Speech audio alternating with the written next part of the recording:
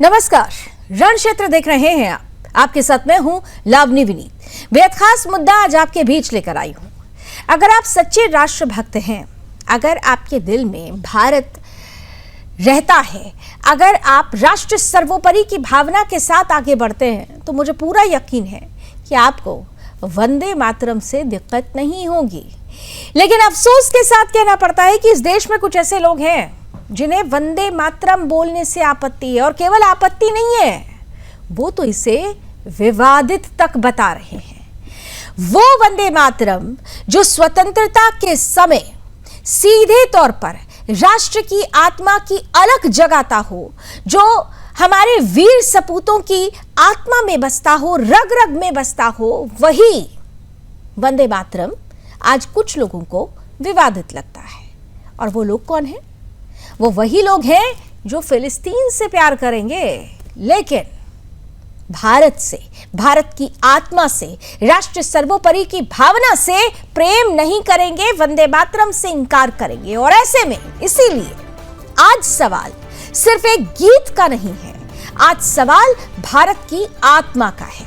आज सवाल उस स्वर का है जिसे सुनकर क्रांतिकारियों ने फांसी के फंदे चूम लिए थे, जिसे बोलते हुए न जाने कितने वीर सपूतों ने, न जाने कितने राष्ट्र प्रेमियों ने अंग्रेजों की गोलियां सीने पर खाई। आज उसी वंदे मातरम को विवादित कहा जा रहा है। जमीयत उलेमाए हिंद के प्रमुख हैं अरशद मदनी, देवबंदी अरशद मदनी, कह रहे हैं कि वंदे मातरम विवादित है, मुसलमान इसे नहीं गाएंगे, और अगर सरकार इसे थोपेगी तो हम कोर्ट जाएंगे। दरअसल सरकार ने यह स्पष्ट रूप से कहा है कि अब जो भी सरकारी कार्यक्रम होंगे, स्कूल कॉलेजेस होंगे, वहां पर वंदे मातरम गीत गाया जाएगा। लेकिन यही बात अरशद मदनी को नहीं भा रही है, और कह रहे हैं कि ये तो भाई सरकार ने इस्लाम को निशाना बनाने का बहाना ढूंढ लिया है, और इसीलिए वो कोर्ट का दरवाजा खटखटाएंगे।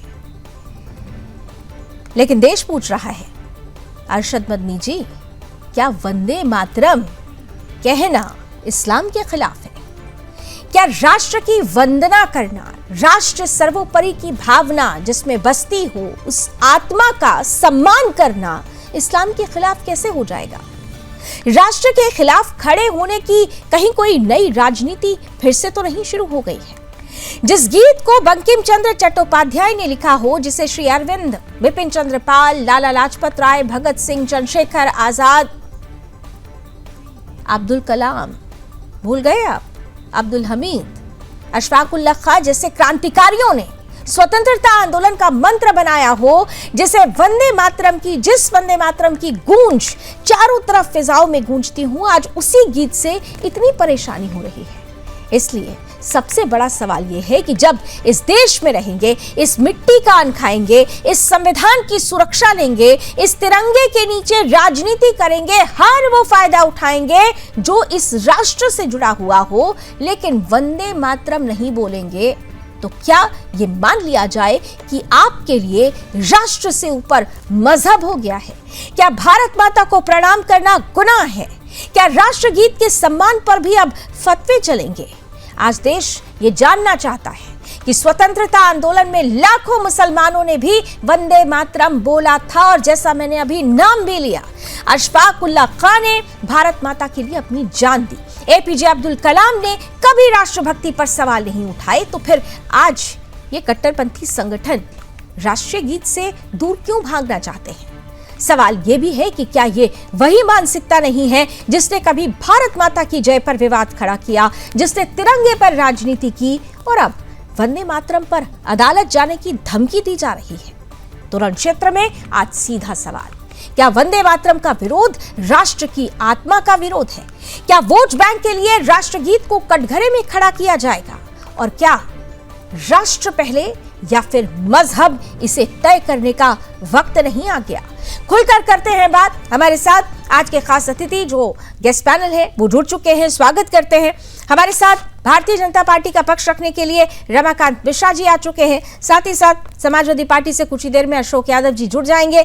हमारे साथ मुस्लिम स्कॉलर के रूप में मोहम्मद अकील खान साहब हैं, साथ ही साथ मुस्लिम स्कॉलर फरहत अली खान साहब भी हमारे साथ हैं और वीएचपी का पक्ष रखने के लिए हमारे साथ डॉक्टर अतुल माधव नाइक जी भी जुड़ चुके हैं। आप सभी का बहुत बहुत स्वागत है और शुरुआत आज मैं मोहम्मद अकील खान साहब आपके साथ करना चाहती हूँ। जब हम वंदे मातरम कहते हैं तो हम वंदे मातरम कहकर कोई गीत नहीं गाते, हम उस राष्ट्र सर्वोपरि की भावना, उस आत्मा से जुड़ते हैं जो इस मिट्टी में है, जो यहाँ के राष्ट्रवादियों में है। तो फिर आपको वंदे मातरम, जैसा कि अरशद मदनी कह रहे हैं कि विवादित है, आपको भी क्या ये विवादित लगता है? आपत्ति है आपको भी? नहीं, राष्ट्रभक्ति का सर्टिफिकेट अगर लावनी जी दे रहे हो तो एक अलग का विषय है। कौन देशभक्त है, कौन देशद्रोही है, कौन आतंकवादी है, कौन क्या है, खालिस्तानी है। मोहम्मद अकील खान साहब, आपको पता है कि मैंने क्यों आज मैंने चर्चा की शुरुआत आपसे की और मुझे आपसे इसी लाइन की उम्मीद थी, क्योंकि ये वही कह सकता है, ये वही कह सकता है जो वंदे मातरम का विरोध करे। जो वंदे मातरम का विरोध नहीं करेगा वो अपने वक्तव्य की शुरुआत वंदे मातरम से करेगा। तो मोहम्मद अकील खान साहब, वंदे मातरम, आप बोलिए अपनी बात। मादरे वतन हिंदुस्तान जिंदाबाद। लेकिन वंदे मातरम नहीं कहेंगे। मादरे वतन हिंदुस्तान जिंदाबाद। वंदे मातरम से क्यों इतनी आपत्ति है, जरा ये क्लियर कर दीजिए, क्या दिक्कत आ रही है? कहेंगी तो हम बोलेंगे वंदे मातरम, आप नहीं कहेंगे तो नहीं बोलेंगे। नहीं, हमारे कहने नहीं कहने की बात नहीं, ये तो बताता है ना कि राष्ट्र के प्रति आप कितना सम्मान रखते हैं। राष्ट्र की, अरे मर्जी से नहीं चलता देश साहब, मर्जी से नहीं चलता, ये मर्जी नहीं चलती है, देश संविधान से चलता है, देश राष्ट्र सर्वोपरि की भावना से चलता है। ये आपकी मर्जी से कब से देश चलने लग गया? कल भी था, आज भी। पहले आप उनसे पूछिए जिन्होंने अपने कार्यालय पे 40 साल तक तिरंगा झंडा नहीं फहराया। आप उनकी बात नहीं करेंगे, आप वंदे मातरम की बात कर रही हैं।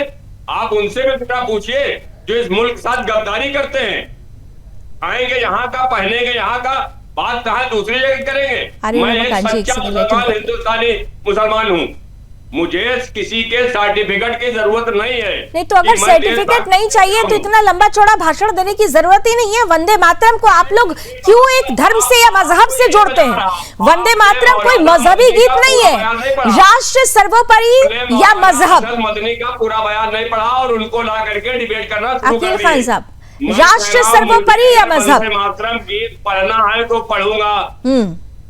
तो राष्ट्र सर्वोपरि मानेंगे, राष्ट्र पहले या मजहब पहले?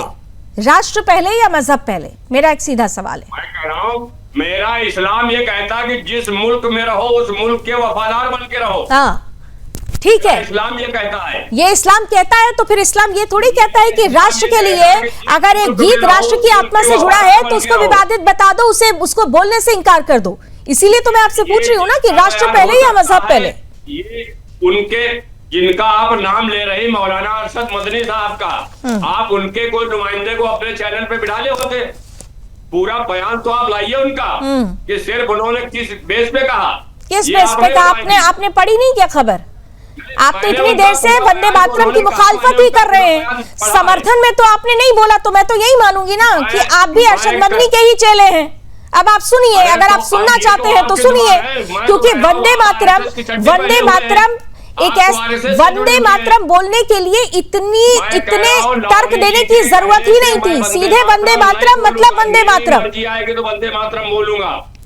फरहत, कहीं से आप कानून बनाइए। फरहत अली साहब, आप कानून बनवाइए।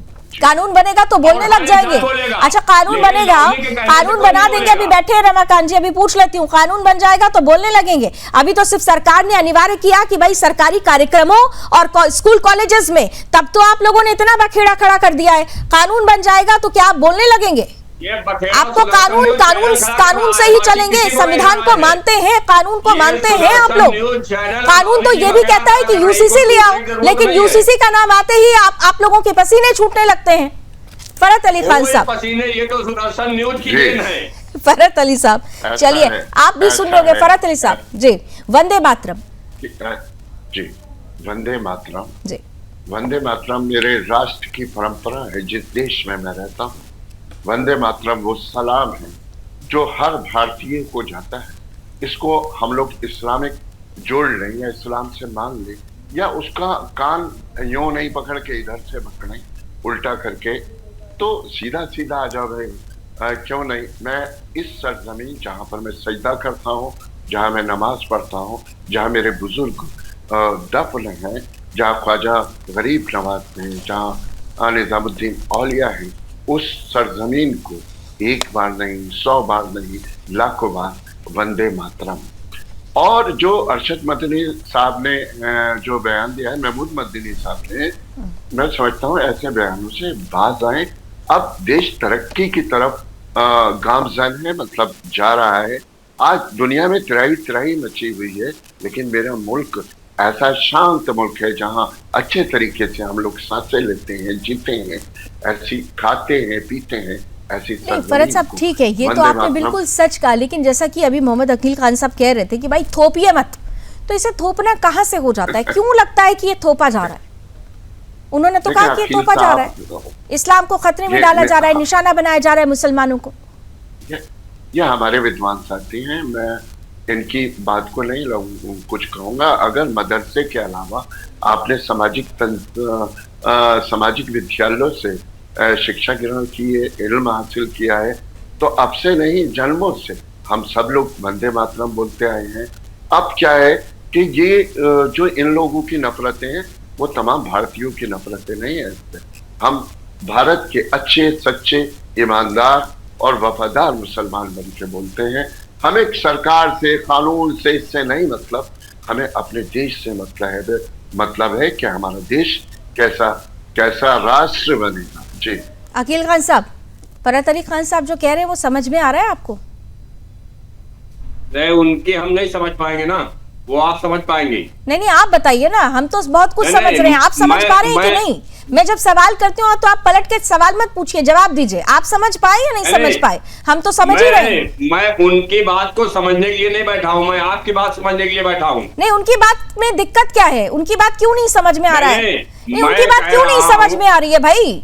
क्योंकि वो वंदे मातरम बोल रहे हैं, क्योंकि वो सच बोल रहे हैं जिसे आप अपने गले के नीचे नहीं ले सकते। उनकी हकीकत वाली बयान होगी तो बहुत खराब लगेगा उनको। उनकी हकीकत मत बोले, जिस पे आप डिबेट कर रहे हैं वो करिए। नहीं, क्या आपने जो मुझसे सवाल किया, नहीं तो जो आपके सवाल भाई, आपको क्या हकीकत लग रही है? वो एक राष्ट्रभक्त है, उन्होंने कहा कि राष्ट्रवादी वंदे मातरम से पीछे नहीं हटेगा। जरा मोहम्मद अकील खान साहब और फरहत अली खान साहब को आमने सामने लीजिए। क्यों आपको फरहत अली खान साहब की बात समझ में नहीं आई? लेकिन उससे कोई मतलब नहीं है। आप जिस पे डिबेट कर रहे हैं उसकी डिबेट इसी पर कर रहे हैं। वंदे मातरम, हम वंदे मातरम पर ही डिबेट कर रहे हैं और उन्होंने भी वंदे मातरम पर ही स्पष्ट रूप से जवाब दिया। आप कहीं खोए हुए हैं। मैंने उनसे वंदे मातरम के बारे में ही पूछा और उन्होंने बता दिया कि वंदे मातरम, अगर इस देश का मुसलमान राष्ट्रभक्त है, जो सच्चा राष्ट्रभक्त है, वो वंदे मातरम बोलेगा। उसे वंदे मातरम से कोई परहेज नहीं होगा। इतनी सीधी सी बात आपको क्यों नहीं समझ में आई फरहत अली खान साहब की? आपके सर्टिफिकेट की मुझे जरूरत नहीं है। फरहत खान साहब और मोहम्मद अकील खान साहब को आमने सामने लीजिए। सर, मैं सर्टिफिकेट नहीं दे रही हूँ, ये देश सर्टिफिकेट दे देगा आपको। ये देश सर्टिफिकेट आपको दे देगा, ये देश आपको सर्टिफिकेट देगा। ये देश, जब मैंने पहले अल्फाज में कह दिया कि ये इस्लाम ये कहता कि जिस मुल्क में रहो उस मुल्क के वफादार बन के रहो।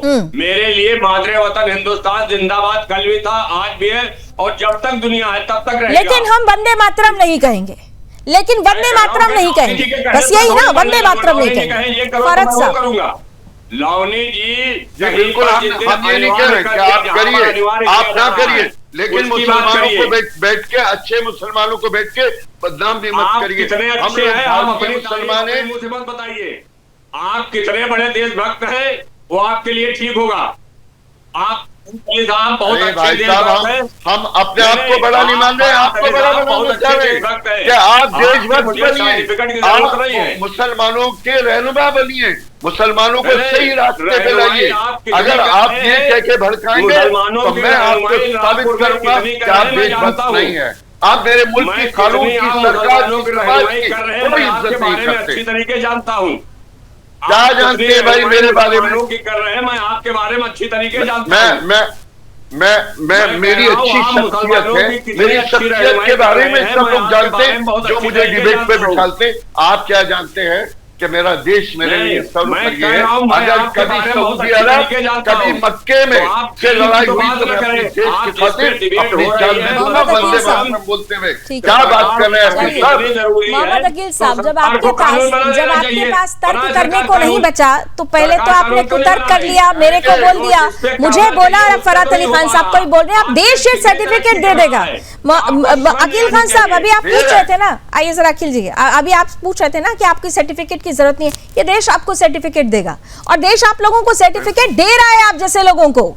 यहाँ बैठकर आप राष्ट्रभक्ति और राष्ट्रवाद पर इतनी बड़ी जो आप परिभाषा दे रहे हैं, लेकिन पहले दिल में ले लीजिए उस राष्ट्रवाद को। केवल शब्दों से परिभाषा नहीं होती, आत्मा में भी आना चाहिए। रमाकांत मिश्रा जी को लीजिए अब जरा। रमाकांत मिश्रा सब आ गई, समझ गई। पाकिस्तान की रहते हिंदुस्तान में है, जुबान बोलते हैं पाकिस्तान की। पाकिस्तान के जो हिंदू हैं, क्या वो नमस्कार करते हैं? उनको इतनी इजाजत नहीं है। उन्हें सलामी करना है अगर हमारे देश में सुख शांति के साथ रहना है। अकील भाई, मैं आपको अकील भाई कहूंगा। जो आपको बोलना बोलिए, मैं आपके ऊपर अरे बोलेंगे, अरे हम पॉलिटिकल पार्टियों को जिंदाबाद बोलते हैं। सच और झूठ, सच और झूठ, अच्छा और बुरा, ये शब्दों से ही परिलक्षित हो जाता है। अब आते हैं जरा रमाकांत मिश्रा जी, और हमारे साथ क्योंकि माधव जी भी हैं, लेकिन रमाकांत मिश्रा जी, मैंने इसलिए मोहम्मद अकील खान साहब को आज पहले लिया क्योंकि मैं जानना चाहती थी कि क्या स्टैंड है। तो स्टैंड अब क्लियर हो गया। आप जिस तरह से बीजेपी सबका साथ, सबका विकास, सबका विश्वास की बात करती है, तो उसके पीछे आधार राष्ट्र सर्वोपरि का होता है। अरे रुक जाइए अकील खान साहब, रमाकांत मिश्रा जी आपका नाम नहीं है, आपको बहुत ले लिया आपने, बहुत स्पेस ले लिया। उसके बावजूद भी आप लोगों को क्या सर्टिफिकेट देगा देश, अब इसकी चिंता कीजिए। रमाकांत जी के पास जाने दीजिए मुझे। रमाकांत जी, आप मुझे ये बता दीजिए कि इस परिस्थिति में ये कहते हैं कि कानून बनाइए, सब बोलेंगे, तो भाई बना दीजिए कानून। देखिए लावनी जी, देखिए यहाँ पर दिक्कत क्या है। यहाँ पे आपने देखा होगा, या वंदे मातरम हो, या आपने देखा जो कि जिस तरह से ये देश संविधान से चलेगा, ये तो सबको पता होना चाहिए। ये अपना गांठ बांध लें अकील खान साहब, आप इस चीज को गांठ बांध लीजिए, जो कि संविधान के अंदर में जो निहित है उसी चीज को लेकर के देश चलेगा। पहली बात। दूसरी बात, जो अगर कानून अगर ये कहता है, या मुझे लगता है जो कि अगर सरकार चाहती है जो कि राष्ट्रभक्त और राष्ट्रगान ये अगर अनिवार्य किया जाए, तो मुझे लगता है जो कि आपको भी कोई तकलीफ नहीं होनी चाहिए। अब देखिए यहाँ पर क्या है, यहाँ पे लावली जी, तो यहाँ पर जो गाजा है उसके लिए ये खड़े हो जाएंगे, ईरान के लिए चंदा इकट्ठा करेंगे। अब यहीं पर अगर प्रधानमंत्री जी थोड़ा सा आह्वान कर देते हैं, भाई पेट्रोल बचाइए, और सोने के लिए उन्होंने कहा, एक सिंबॉलिक कहा, जो कि भाई सोना 1 साल मत खरीदिए, कम से कम खरीदिए, विदेश यात्रा कम करिए, तो इनको इसमें राजनीति लगता है। दुर्भाग्य है इस देश का, जो ऐसे अकील खान साहब जैसे व्यक्ति भी इस देश के अंदर में रहते हैं, और यहाँ पर फरहत साहब भी रहते हैं। फरहत साहब के जो विचार हैं मुझे बड़ा उच्च लगा, कि निश्चित तौर पर मुझे लगता है जो कि अगर कोई भी राष्ट्रभक्त होगा, ये कहते हैं सर्टिफिकेट की बात, अरे भाई सर्टिफिकेट तो बिल्कुल आप लोगों को आपको चाहिए, आपको अकील खान साहब, ये देश आपको सर्टिफिकेट दे देगा, ये प्रमाण पत्र देगा जो कि आप राष्ट्र के साथ खड़े हैं, राष्ट्रभक्त है। आपका देश नहीं है, ये देश सबका है, अकेले देश आपका नहीं कह रही है, आपकी भाषा कह रही है, आपकी भाषा कह रही है, आपको प्रमाण पत्र की जरूरत है, आपको प्रमाण पत्र की जरूरत है, ये भाषा आपकी कह रही है। यहाँ पर मैंने फरहत साहब के लिए क्या मैंने कुछ कहा, मैंने उनके उच्च विचार का आदर किया। मैंने खास करके जब आप वंदे मातरम या राष्ट्रगान की बात होती है, तो अकील खान साहब जैसे व्यक्ति और मदनी जैसे व्यक्ति को बड़ा दुख होता है, बड़ा दर्द होता है, उनको जाने दीजिए कचहरी, वो कोर्ट में अगर जाना चाहते हैं तो जाने दीजिए। जब सब कुछ कानून से ही चलेगा, सरकार है, सत्ता आप जाइए ना, आप आइए ना, कोर्ट में जाइए, हमेशा ही राजनीति, आप जैसे कट्टरपंथी जब बैठते हैं ना, सत्ता का नशा चढ़ा तब पर ये अलग संदेश आता है। सत्ता का नशा क्या? अगर नहीं, एक सेकंड मोहम्मद अकील जी, वंदे मातरम को कभी सत्ता का नशा मतलब क्या कहना चाह रहे हैं आप? वंदे मातरम से सत्ता का नशा कहाँ आ जाता है? वंदे मातरम से तो राष्ट्र का नशा आता है, राष्ट्रभक्ति का नशा आता है, और ये नशा होना चाहिए। ये एक सच्चे राष्ट्रभक्त में ये नशा होना चाहिए, ये नशा आप में भी होना चाहिए, ये नशा हर एक उस शख्स में होना चाहिए जो इस भारत की सरजमी पर अगर उसकी आत्मा बसती है, वो पैदा हुआ है, तो ये नशा सबको होना चाहिए, ये नशा सबको होना चाहिए। डॉक्टर लालजी जी ने बिल्कुल सही कहा और मैं इनके बातों के साथ खड़ा हूं। मैं निश्चित तौर पर राष्ट्र का नशा जिसको होगा, राष्ट्र का नशा होगा, राष्ट्रभक्ति का जिसको नशा होगा, वो हमेशा वंदे मातरम और राष्ट्रगान के साथ खड़ा रहेगा। लेकिन आप जैसे कट्टरपंथी देश के अंदर में एक अलग संदेश देने का प्रयास कर रहे हैं, जो आप सफल नहीं होंगे। आप कोर्ट जाना चाहते हैं, मदनी साहब कोर्ट जाना चाहते हैं ना, जाइए, आप जाइए कोर्ट, जाइए। आप जैसे कट्टरपंथी को कोर्ट भी आईना दिखाएगा, कोर्ट भी आईना दिखाएगा। भाई आप तो कोर्ट की भी बात नहीं मानते, आप तो कोर्ट की भी बात नहीं मानते। जैसे लोगों को हमें सर्टिफिकेट नहीं है, देश कानून से चलेगा, ये देश संविधान से चलेगा।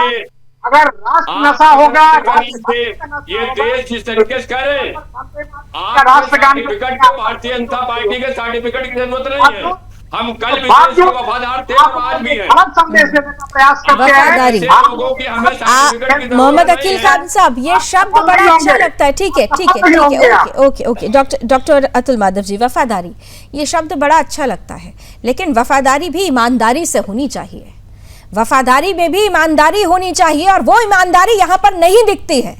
अगर आप देश के प्रति, हमारे अकील खान साहब आप रुक जाइए, मुझे पता है अब धीरे धीरे अब आपकी पोल खुल रही है ना, इसीलिए आप ज्यादा बोलेंगे। जब आपकी पोल धीरे धीरे खुलने लगती है तब आपको ज्यादा बयान याद आते हैं, क्योंकि आप खुद जानते हैं कि आपकी वफादारी में कितनी ईमानदारी छुपी हुई है। डॉक्टर अतुल, ठीक है, उनसे एक कॉमेंट लेने दीजिए। डॉक्टर अतुल, वफादारी के लिए ईमानदारी की जरूरत होती है, और वो ईमानदारी जो राष्ट्र सर्वोपरि की भावना में बसती हो, वो भावना तो नजर आती नहीं। ये वंदे मातरम को गीत के रूप में मजहब से जोड़ देना, क्यों इनको ऐसा लगता है? मुझे तो नहीं लगता कि वंदे मातरम किसी मजहब से जुड़ा हुआ है, तो फिर इन्हें क्यों लगता है, मदनी जैसे लोगों को या मोहम्मद अकील खान साहब जैसे लोगों को? डॉक्टर अतुल, अनम्यूट कीजिए सर, प्लीज आप अनम्यूट कीजिए अपने डिवाइस को। जी, आपकी बात 100% ठीक है कि ये वंदे मातरम ये एक राष्ट्र की चेतना को जगाने वाली एक ऐसी बेहतरीन कविता थी, जिसे गाते गाते लाखों लोग सूली पर तक चढ़ गए, लाठियां डंडे सबने खाए, और केवल वंदे मातरम का घोष हो जाता था तो लोग एकत्रित होकर के सीधे सड़कों पर उतर जाते थे। ये इस वंदे मातरम का शौर्य है, ये इस वंदे मातरम का पराक्रम है जो स्वतंत्रता पूर्व काल में दिखाई दिया। अब इन्हें यह समझ में नहीं आ रहा है कि हम वंदे मातरम का विरोध कर क्यों रहे हैं। इनके सिलेबस में कौन सी जगह ऐसी है जिसकी वजह से वंदे मातरम का विरोध करना चाहिए? क्योंकि अगर किसी को कहा जाए कि इन्होंने अभी 1 मिनट पहले यह कहा कि ये तो मेरा मादरे वतन है और रहेगा और फलाना वगैरह, तो अगर मादरे वतन है तो हम संस्कृत में वही तो कह रहे हैं, वंदे मातरम। मातरम और मादरे वतन, इसमें मां को भूमि कहना और मादरे वतन कहना, इसमें भाषा ही का तो फर्क है, और क्या है। अगर कोई स्कॉलर आकर के इसमें आक्षेपार्ह क्या है ये बताए तो इनके साथ डिबेट की जा सकती है। ये तो अकील साहब और बाकी इनके जो आका बैठे हुए हैं वो इसको, मैम, इसको सीधे शब्दों में अल तकिया कहते हैं। जब जहां जैसे बना, आपकी तरह माफी वीर नहीं थे, ये आरएसएस की चड्डी पहन करके माफी वीर नहीं थे। थोड़ा आराम से अकील खान साहब, आराम से पेंशन ले रहे हो, हमने माफी नहीं मांगी से। अरे आप तो भाई माफी मांगने के लिए काबिल नहीं हो, आप तो माफी मांगने के लिए काबिल होंगे, आप पेंशन ले रहे हो जिन्होंने अंग्रेजों से माफी नहीं मांगी, मगर माफी मांग करके नहीं। देश के हमारे आकाओं ने अगर माफी मांगी भी वो दूसरों के लिए मांगी, अपने लिए नहीं मांगी थी। आप तो उनकी चड्डी पहन करके बैठे हुए हो, हम तो चड्डी वाले हैं, आप तो बिना चड्डी के घूमते हो। आप उसी संसद आप लोगों के पास में तो अपनी लाज ढकने के लिए चड्डी तक नहीं है। आप तो तात्विक रूप से नग्न लोग हैं। से आप निकले हैं, यहाँ आप लोगों में कोई अगर स्कॉलर है और आपके पास में सचमुच में अगर इस बात का कुछ तथ्य है तो आइए तथ्यों पर चर्चा करें। ये मत कहिए कि किसी भी धर्म में कुछ न कुछ तो गलत नहीं हो रहा है। आपके धर्म में जो कुरीतियां हैं उसे भी मिटाने के लिए सामने आइए। उनके बारे में भी कुछ कहिए ना। जिन्होंने ईरान के लिए चंदा जमा कर दिया, वफादार कौन है? वो किसकी चड्डी पहने हुए? तय करो कि वफादार इस कौन है? देश का खा करके वो नंगे घूम रहे सड़क पर। उन लोगों को भी कुछ कहिए जो सड़क पर नमाज पढ़ने के लिए अभी सड़क पर उतरे हुए हैं। अच्छा मोहम्मद अकील खान साहब, एक चीज बताइए मुझे, एक चीज मुझे बताइए कि आप लगातार एक सेकंड हम ही ने की है। एक सेकंड, तथ्यों की बात अभी डॉक्टर अतुल माधव कर रहे थे। डॉक्टर अतुल अभी तथ्यों की बात कर रहे थे। एक बात मैं पूछती हूँ अकील खान साहब, सुनिए, ये लगातार मत बोलिए, जिससे आपने अरे लगातार मत बोलिए, सवाल सुनिए अकील खान साहब। अकील खान साहब को इतना तो कम से कम शिष्टाचार सिखाइए कि दूसरा कोई व्यक्ति बोले। लगातार तीनों प्रवक्ताओं नहीं, वो इसलिए नहीं, इसलिए बोल रहे हैं क्योंकि आज वो बेनकाब हो रहे हैं। वो नकाब जो था वो नकाब उतर रहा है, इसीलिए अकील खान ज्यादा बोल रहे हैं। मैं दो चीजें पूछूंगी मोहम्मद अकील खान जी, दो चीजें मैं आपसे पूछूंगी। पहला पूछती हूँ, आप एपीजे अब्दुल कलाम जी को के बारे में क्या जानते हैं? क्या जानते हैं बताइए। जानता हूँ, क्या पता, एक सेकंड जी, हाँ क्या जानते हैं, क्या जानते हैं? देश के मिसाइल मैन है, देश के लिए सब कुछ किया है। कुछ किया है, क्या किया है उन्होंने? बहुत कुछ किया है, बहुत कुछ किया है। देश को कभी गाली दी है? वंदे मातरम से कभी भागे हैं? तो कभी हुआ ऐसा है? कौन गाली दे रहा है? ये भी तो जरा बताइए। अल्फाज तो आप अपने सही करिए पहले। अच्छा नहीं, अल्फाज मेरे बिल्कुल सही हैं, मेरे अल्फाज बिल्कुल सही हैं। आप अगर मेरे अल्फाज पकड़ेंगे तो फिर आपको खुद के अल्फाजों पर भी ध्यान देना होगा कि आपने अब से कुछ देर पहले ही एक ऐसी स्वयंसेवी संगठन पर अभद्र टिप्पणी की जिसको दुनिया में सराहा जाता है, जो अपनी सेवा के लिए, अपने कर्तव्य के लिए जाना जाता है। इसलिए अल्फाज मत पकड़िए। चलिए आपके पास जवाब नहीं है। दूसरा, अशफाक उल्लाह खान साहब के बारे में क्या जानते हैं? अशफाक उल्लाह साहब ने देश के लिए कुर्बानियां, अपने जान के प्राण निछावर किए हैं। तो क्या उन्होंने ये कहा था, नहीं मैं वंदे मातरम नहीं बोलूंगा, मैं नहीं बोलूंगा वंदे मातरम, ये मेरे धर्म के खिलाफ, मेरे मजहब के खिलाफ है? कहा था उन्होंने ऐसा? कभी कहा था? ये किसने कहा? नहीं, मैं आपसे पूछ रही हूँ, मैं तो आपसे पूछ रही हूँ। अरे मैं आपसे पूछ रही हूँ, क्या उन्होंने कहा था ऐसा? दिखाइए अशफाक उल्लाह खान साहब की एक स्क्रिप्ट आप दिखाइए। क्या? आप ये भी तो बताइए। नहीं, और नारों अरे कहाँ जा रहे हैं आप? मेरे सवाल से भाग रहे हैं, आप समझ नहीं पाए। दोबारा पूछती हूँ, क्या अशफाक उल्लाह खान साहब वंदे मातरम से परहेज करते थे? बताइए, अशफाक उल्लाह खान साहब हो, उनकी एक आप बात बताइए। रोशन सिंह साहब की एक बात आप बताइए। आप देखिए मैं पूछ क्या रही हूँ, आप भाग रहे हैं उससे। दरअसल क्या है ना कि आप लोगों, इसी को कहते हैं, आप लोगों की बुद्धि उतनी विकसित हुई ही नहीं है। पहले अपनी बुद्धि को विकसित कर लीजिए कि मैं सवाल क्या पूछ रही हूँ और आप समझ क्या रहे हैं। मेरी बात को मुझे उम्मीद है कि फरहत साहब समझ चुके होंगे कि मैं कहना क्या चाह रही हूँ। एक बात हमेशा देखिए, जब भी कोई बहस होती है तो उसके पीछे कुछ तथ्य और तर्क होने चाहिए, लेकिन जब कभी भी राष्ट्र भावना से जुड़े हुए मुद्दे आते हैं तो अक्सर ऑपोजिशन भी और विरोध करने वाले भी तथ्यहीन हो जाते हैं। मैं एक चीज आपसे समझना चाहती हूँ, हमेशा यह हवाला दिया जाता है कि इस्लाम में वंदे मातरम बोलना गुनाह है, ऐसा है क्या? देखें, जब इस्लाम था और मेरे नबी पैगंबर मोहम्मद सल्लल्लाहु अलैहि वसल्लम आए तो वो उस परिप्रेक्ष्य में थे जहां पर खाली इस्लाम था, अरबी थी, वहां वंदे मातरम का तो कोई सवाल ही पैदा नहीं होता था। लेकिन इस्लाम बढ़ा, हम लोग भारत में, हम लोग कन्वर्टेड मुसलमान हुए और कन्वर्ट होने के बाद आज तक हमने अपनी परंपराओं को, इस्लाम को मानते हुए आज तक हम निभा रहे हैं। जहां पर इस्लाम में कहा गया कि जिस सरजमीन पर रहो उसकी इज्जत करो, उस कानून का पालन करो। आज हम लोग खामा-खाई में अपने इतने चेहरे तल्ख कर लेते हैं, इतनी सख्त कर लेते हैं। और जहां मेरी बेटी लावनी शर्मा बैठी हो, वहां पर हम लोग लावनी श्रीवास्तव, वेयर जी। जो होता है, इनर वेयर जो होता है, जैसे चड्डी शब्द का ये इस्तेमाल करते हैं। सोचना चाहिए कि हमारी बेटी इसीलिए मैंने कहा कि मैं इनके इन शब्दों के लिए मैं बहुत माफी मांगता हूँ। जहाँ आरएसएस की बात रहती है, मैं समझता हूँ, ये मेरा मानना है, मैं टोटल मुसलमानों का नहीं कह रहा हूँ। अगर संगठन को चलाना है, देश को चलाना है, समाज को चलाना है, तो अब इस्लाम के साथ साथ आरएसएस से भी हमें सीखना पड़ेगा।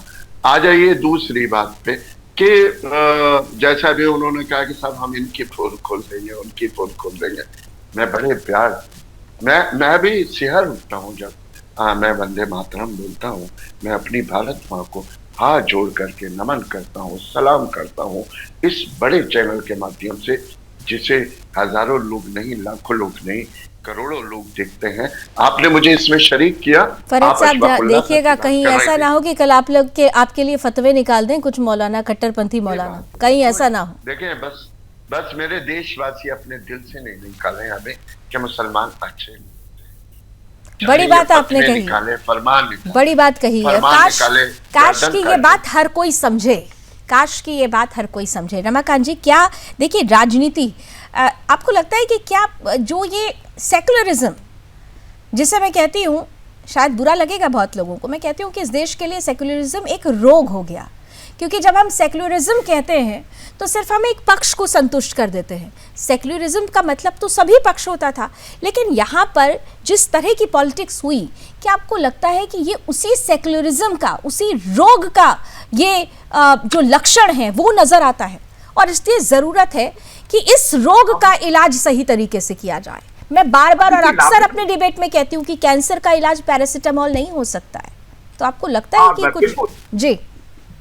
हाँ बिल्कुल लावनी जी, देखिए यहाँ पर इस देश के अंदर में जो भी विपक्षी पार्टियां हैं, उनका जिस तरह से अपना एक राजनीति के एक उद्देश्य रहा है, और उद्देश्य को सफल बनाने के लिए जब हम देखते हैं, क्योंकि संसद के ऊपर में जब हम 3 शेरों की बात करते हैं, तो 3 शेरों के अंदर में भी वो हमें देखते हैं जो कि भाई ये शेर कितना क्रूर है, शेर इनको बिल्ली की तरह चाहिए।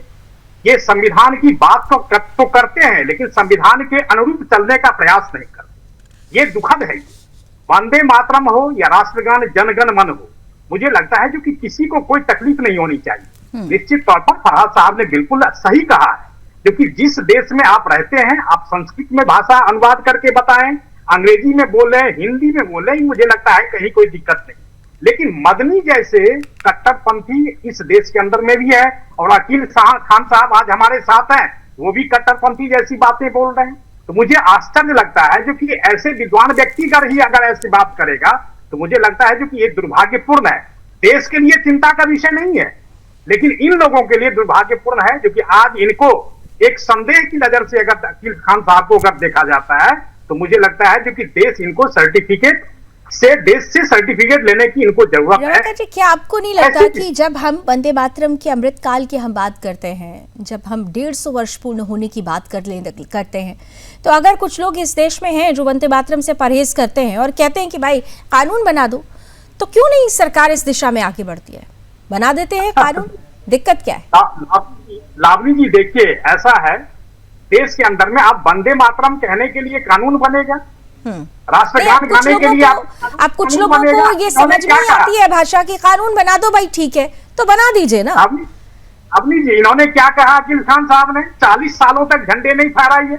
अरे भाई, पहले झंडे फहराने के लिए मतलब ये ऐसा कोई अनुमति ही नहीं हुआ करता था, ये इनको पता ही नहीं है। स्कॉलर बन करके बैठे हुए हैं। सारी चीजें तो आपको पता है। आपको पता है क्या? सारी चीजें आपको पता है। बस संस्था के ऊपर में आप कभी भी झंडे नहीं फहरा सकती, रंगे फहरा नहीं सकते थे।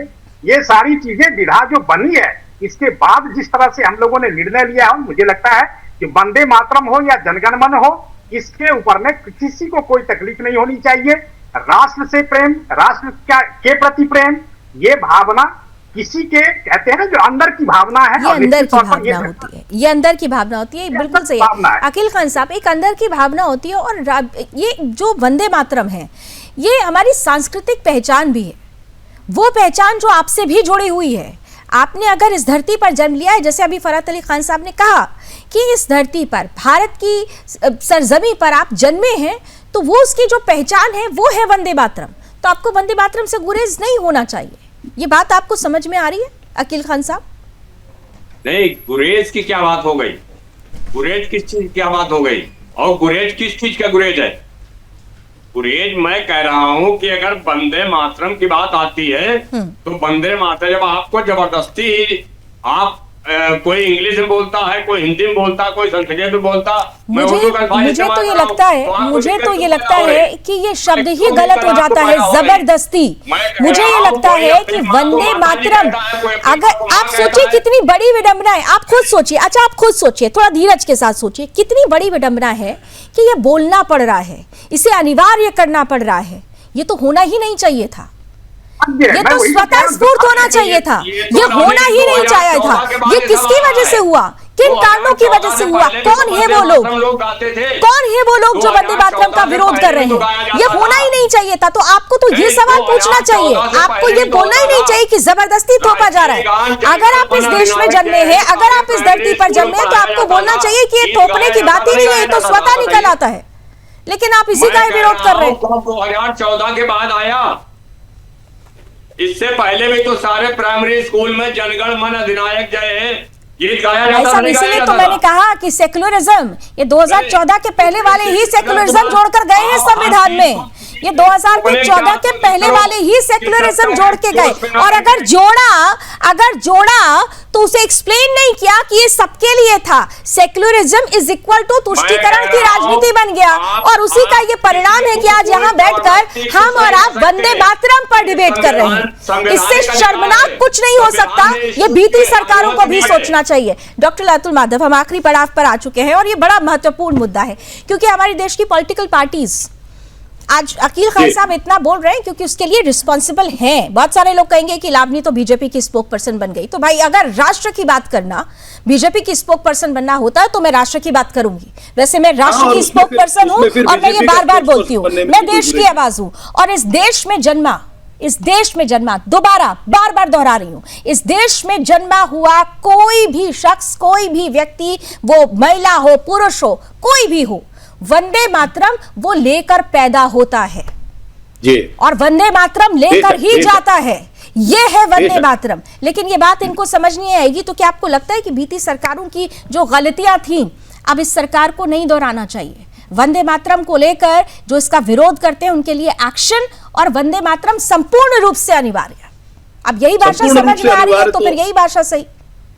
हाँ अतुल जी, संपूर्ण रूप से अनिवार्य तो होकर के रहेगा। इसमें कोई गुरेज की बात नहीं है। ये जबरदस्ती जो कहे जा रहे हैं अकील खान साहब, इनको ये भी पता नहीं है कि इसमें आक्षेपार्ह है क्या। मैंने इन्हें जो लगातार बड़बड़ा रहे थे, उसके पहले मैंने उनको एक आह्वान किया था कि भाई किस जगह पर आपको आक्षेप है ये तो बताओ, तो तत्व संगत चर्चा भी हो सके। मगर ये सिर्फ अहमक से गुफ्तगू का मामला हो रहा है। इन लोगों को किसी ने, इनके कहीं बैठे हुए आका ने कुछ बता करके रखा हुआ है कि जाओ और जो चीज हो रही है उसका जाकर के विरोध करो। इसका विशुद्ध नाम एक ही है, इसका नाम है अल तकिया। इन्होंने 52 जगह पर जो करके दिखाया वो अब 53वीं जगह पर नहीं हो पा रहा है, या 53वीं जगह पर ये इस्लामीकरण का जो ड्रामा है ये होकर के नहीं आ रहा है। इस वजह से ये सब तिलमिलाहट है, नंबर 1 की बात। अब अगर ये आदमी खुद ये बोलता है कि ये मेरा मादरे वतन है, इसको शर्म नहीं आती कि किस मुंह से बोल रहा है कि फिर मातरम नहीं है? अरे भाई, तुम्हारी भाषा में मादर है, मेरी भाषा में माँ है, और किसी भाषा में मदर है, और किसी भाषा में मातृ है। ये भावना को समझने वाली बात होती है जो यहाँ समझ में नहीं आ रही। लावनी जी, ये ढिठाई की और निर्लज्जता की परिसीमा है कि जो हो रहा है उसको विरोध करो, और ऐसे लोगों को इन लोगों ने पाल करके इस तरह के मजमुओं में जाकर के और महत्वपूर्ण जगहों पर, मतलब सुदर्शन टीवी जैसी महत्वपूर्ण जगहों पर आकर के अपना विरोध प्रदर्शन करने के लिए रखा हुआ है। बिचारी, मुझको एक बात जरूर लगती है, और यहां पर मैं बहुत जिम्मेदारी से यह बात कहना चाहता हूं कि मुझे फरहान साहब की स्थिति बड़ी अजीब लग रही है।